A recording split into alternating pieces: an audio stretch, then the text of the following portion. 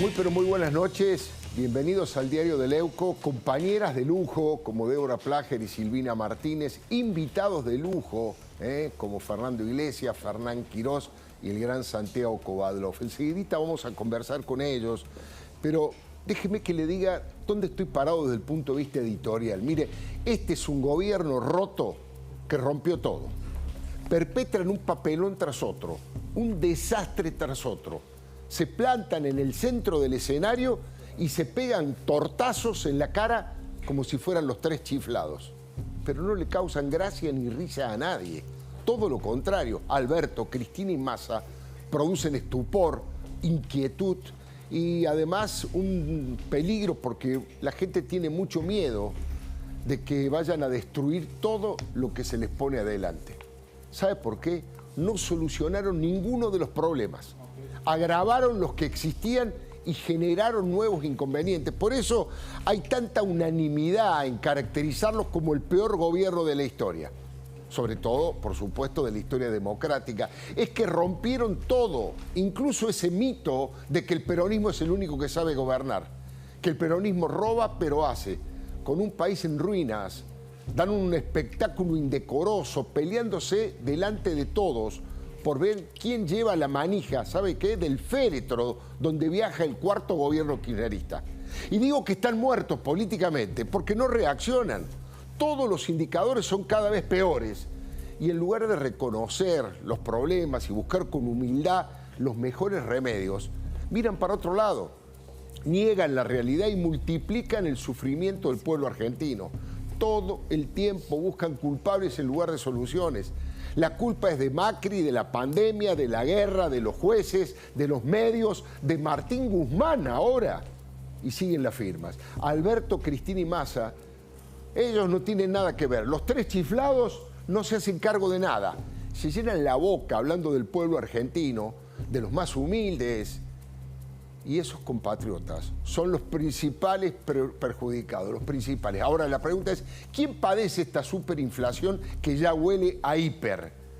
Es la peor inflación de los últimos 30 años. En toda la gestión llevan 352% de inflación. Para dar una idea, en el mismo periodo Macri tuvo 167. Alberto, como se ve en los números, con los números en la mesa, es más del doble que el diablo al que tanto fustigan. Ahí lo estábamos viendo, esa placa con los datos. Mire, si se mantiene la inflación de alimentos y bebidas anualizada, vamos a llegar al 200%. 200%, ¿se entiende? ¿Quiénes son, le pregunto a usted, quiénes son los que gastan prácticamente todos sus magros ingresos en alimentos y en remedios? Los más pobres, los más vulnerables, los jubilados, los desocupados. Ahora, con la inseguridad galopante pasa lo mismo. El crimen organizado y el crimen desorganizado golpea con toda su crueldad en los barrios más humildes. Son los que tienen menos recursos para colocar rejas, alarmas y cámaras de vigilancia. Todos los días hay un asesinato por nada, por un celular, por un auto, en una entradera. En todos lados, por supuesto, sobre todo en Rosario, por los narcos y en el cono urbano, porque nadie los combate y todo es un descontrol. Estamos viendo una parte de eso. En las últimas horas vimos situaciones cuasi de guerra civil, con vecinos haciendo justicia por mano propia, insultando a la policía, rompiendo las comisarías, agrediendo verbalmente a Sergio Berni mientras exigían su presencia, por supuesto, como ocurrió anoche en Villa Madero, y no es una excepción, pasa cada rato. El gobierno roto que rompió todo, ni siquiera lo considera un problema el tema de la inseguridad. Su mirada zafaroniana de la vida los hace estar siempre del lado de los delincuentes y encontrar excusas para sus delitos y nunca del lado de las víctimas. Se han cansado de liberar presos, de asistirlos con internet en las cárceles para que sigan conectados a sus cómplices y puedan ordenar crímenes. Ahora, simultáneamente, se muestran incapaces de respaldar y reconocer a los policías honestos y eficientes que se juegan la vida por nosotros para defendernos. Para ellos, un uniformado es un enemigo colaborador de la dictadura. Eso piensan. Tienen la cabeza con un atraso de 40 años. Este es el país de los cortes, además. Y los tres chiflados tampoco hacen nada.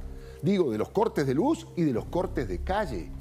Fíjense lo que estamos pasando en estos momentos. Apagones en toda la ciudad y ambas situaciones le hacen la vida imposible a los que trabajan y a los que producen. No tienen derecho a ensañarse así con los que necesitan transitar para ir a su trabajo o los que pierden toda la mercadería que tienen en la heladera y no pueden ni bañarse. Y siempre encuentran una excusa, nunca una solución, nunca sentido común. Todo lo complican porque lo miran con el prisma de la ideologitis o del resentimiento, o peor aún, de la corrupción. Llevan a nuestra Argentina a ser los mejores amigos de los mayores dictadores. Mire, la última payasada del nacional populismo chavista que los mueve fue ser cómplice con la huida de una delincuente de la Embajada de Ecuador. Allí la estamos viendo. Yo le digo María Duarte, se llama María de los Ángeles Duarte, ¿no? Ha sido condenada por corrupción, no por sus ideas. Ex ministra de Rafael Correa. María Duarte se escapó de Venezuela, se escapó y fue a Venezuela, que es un verdadero aguantadero de malandras de todos los colores. Ecuador expulsó al embajador argentino y Argentina expulsó al embajador de Ecuador. Siempre del lado de los países donde mayor cantidad de habitantes huyen en busca de libertad y de dignidad. Cuba, Venezuela, Nicaragua. Le pregunto a Fernando Iglesias, al diputado Fernando Iglesias, porque él se ha ocupado especialmente de este tema, de lo que ha ocurrido, este escándalo, esta vergüenza ajena que nos da a los argentinos proteger a una delincuente, ser cómplice para que huya y para que se instale en Venezuela. Diputado Fernando Iglesias, usted hizo una presentación al respecto. Buenas noches. Buenas noches, Alfredo. Sí, creo que también Negri hizo un pedido de informes, porque las informaciones que nos llegan son enormemente preocupantes y de confirmarse sería la transformación del servicio diplomático argentino en una red de encubrimiento transnacional de delincuentes y más específicamente de delincuentes bolivarianos. Yo trabajo mucho con el equipo de Patricia Bullrich, en muchos lados ya nos perciben como una posibilidad, uno de los posibles gobiernos, y tenemos mucha información. La información indicaría que el viernes a la noche se realizó una reunión, una fiesta, una celebración en la Embajada Argentina, de la que participaron varios embajadores bolivarianos, incluyendo el venezolano. Y que en esa fiesta se les permitió el acceso a los automóviles de los embajadores, claro, en los cuales se habría profugado esta señora. Ahora, nosotros esto lo tenemos como una versión proveniente de fuente que no podemos revelar, pero muy seria, y mi pedido de informes es que nos aclaren esto, porque casualmente esto habría sucedido el viernes. La primera comunicación de la Cancillería sería recién el lunes, el martes recién hay un comunicado oficial. Claro. En el medio las explicaciones que da este chico Cafiero son insólitas. Dice, bueno, lo que pasa es que entraba y salía de la embajada y no sabemos, el embajador el fin de semana había estado en otro lado y por lo tanto no sabe bien, no la vimos, no estaba, la casa donde residía está lejos de la residencia. Digo, el servicio diplomático argentino no tiene control de sus propias delegaciones en las que vive el embajador. Eso es lo que nos están diciendo, porque parece una excusa muy pueril y una forma de encubrimiento confirmada además, porque esta señora, en el medio de la crisis que se desató inmediatamente con Ecuador, que nos ha tenido mucha paciencia, porque 2 años de tener a una condenada por la justicia en la residencia oficial del embajador argentino es para sacar a cualquiera. Ahora esta señora, ¿y dónde aparece? Aparece en Venezuela. ¿Y a quién visita inmediatamente? A otro sinvergüenza, el embajador Laborde, igual que Fuchs, ¿no? Más o menos las mismas trayectorias delincuenciales, y sin ninguna necesidad el embajador, en el medio de una crisis que estamos teniendo con Ecuador, la recibe en la embajada. Entonces, este pasaje de una prófuga de la justicia ecuatoriana, prófuga por corrupción, ministra de Correa, de una delegación argentina en Ecuador a una delegación argentina en Venezuela, bueno, la tienen que explicar. Sin lugar a dudas. Después le voy a preguntar, porque esto que usted está dando como información novedosa de que hubo una reunión de embajadores bolivarianos, tal vez explique la versión de que los servicios cubanos han tenido algún rol en todo esto. Pero eso se lo voy a preguntar en un ratito. Le pido conceptualmente a Santiago Kovadlov cómo me puede ayudar para entender ¿cuál es el beneficio, cuál es el resultado que pretenden desde el gobierno nacional, Alberto, Cristina y Sergio Massa, de asociarse, yo le digo, a estos países en donde más gente se escapa? Si uno se hace la lista de dónde la gente huye porque no hay libertad, porque no hay dignidad, porque no hay trabajo, bueno, obviamente Venezuela, Cuba y Nicaragua están entre los primeros puestos. ¿Por qué el gobierno se pega tiros en los pies? ¿Solo por ideología o hay también negocios, Santiago? Buenas noches. Buenas noches, ¿qué tal, Alfredo? Yo tengo la impresión de que la ideología es un elemento que opera de manera muy fuerte en esta gente, sin dejar estar asociado a otras rentabilidades, como es, por ejemplo, el copamiento del Estado, como una forma de inscribir a los militantes en el campo de una dependencia del dinero venido desde el oficialismo. Pero lo que fundamentalmente creo es que la ceguera profunda de esta gente la obliga a preservar el único núcleo de credibilidad que tienen, y es el núcleo del fanatismo, de la intransigencia de quienes son inflexibles ante las evidencias del delito y solo se guían por la sujeción a un liderazgo absolutamente autocrático. Ahora vamos a hacerle otra pregunta a nuestro invitado, otro invitado, al doctor Fernán Quirós, pero me pregunto, ¿hasta cuándo el ladrifeudalismo que encarnaron los Kirchner en Santa Cruz y en la Argentina se repite en varias provincias?